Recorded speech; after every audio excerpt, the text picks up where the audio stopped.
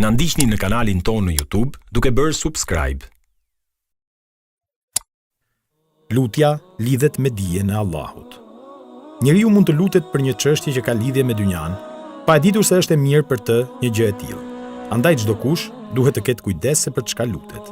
Allahu i Madhëruar thotë: mund ta urreni diçka dhe ajo ndërkohë është e mirë për ju, e mund ta doni një gjë ndërkohë që ajo është e dëmshme për ju. Allahu e di, ndërsa ju nuk e dini. Bekare, ajeti 216. Shembulli më i mirë është Nuhu, i cili e luti Allahun që t'i shpëtonte djalin, por Allahu i Madhëruar ja refuzoi lutjen. Allahu i Madhëruar thotë: mos mu lut për atë gjë që ti nuk ke dijeni. Unë të këshilloj që mos të bëhesh për ignorantëve. Hud, ajeti 46. Historitë janë të ndryshme. Kështu, një grua e shëndosh e luti Allahun e Madhëruar që të binte në peshë. Pa kaluar viti, gruaja humbi gjysmën e peshës, por kjo çoi në sëmundjen e rëndë të saj. Një vajzë tjetër e luti Zotin t'i dhuronte një bashkëshort të bukur e të pasur, dhe kështu ndodhi. Por burri, me gjithë pasurinë që e kishte furnizuar Allahu, ishte tepër koprac, ndërsa bukuria ishte shkak xhelozie që çonte në grindjen e çiftit, keqtrajtimin dhe rrahjen e gruas.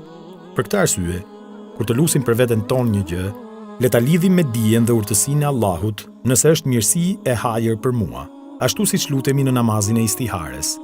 O Zot, nëse kjo çështje është hajër për mua në fen, jetën time e tjerë. Ose si në një lutje tjetër: O Zot, më jep jetë aq sa jeta është hajër për mua, dhe më vdis nëse vdekja është hajër për mua. Kjo nuk përbën vetëm etik, edukat me Allahun, por para se gjithash është besim në dijen e plotë, urtësinë e tij që nuk i fshihet njerëzve.